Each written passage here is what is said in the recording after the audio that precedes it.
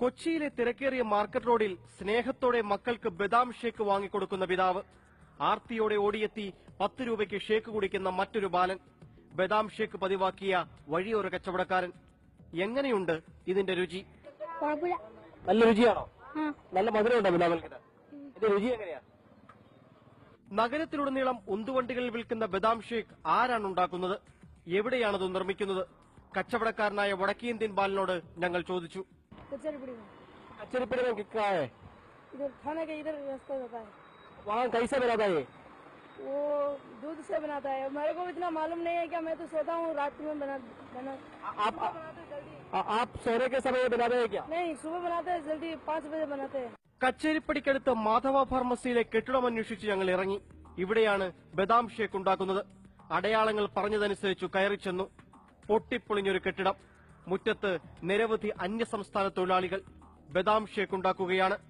ചിലർ ഉന്തുവണ്ടികളിലെ പാത്രങ്ങളിൽ നിറയ്ക്കുന്നു. ഇനി ഈ ദൃശ്യങ്ങൾ കാണുക.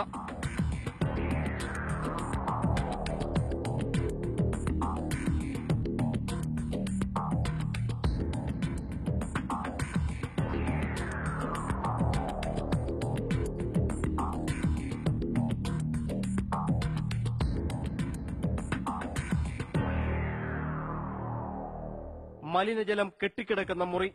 ഷേക്കിൽ ചേർക്കാനുള്ള ഐസ് ഒലിച്ചിറങ്ങി തളം കെട്ടിയതാണ്. കൊതുകും കൂത്താടിയും പുഴുക്കളും നുരയ്ക്കുന്നു. തൊട്ടടുത്തായി മൈദ കലക്കിയ വെള്ളത്തിൽ ബദാം നിറയ്ക്കുന്ന തൊഴിലാളി. പഞ്ചസാര നിറയ്ക്കുന്നതിനുള്ള തൊട്ടിയും തൊട്ടടുത്തുണ്ട്. ഐസും മൈദയും കുറച്ചു പാലും ഒരുമിച്ചിട്ട് കലക്കുന്ന മുറ്റത്തെ കുഴിയാണിത്.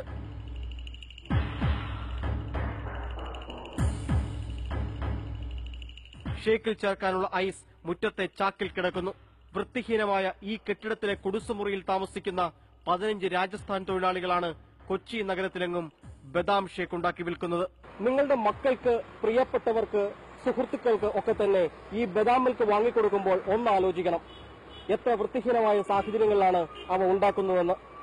ക്യാമറാമാൻ ധനേഷ് പയ്യന്നൂരിനൊപ്പം കൊച്ചിയിൽ നിന്ന് ജോഷി കുര്യൻ, ഏഷ്യാനെറ്റ് ന്യൂസ്.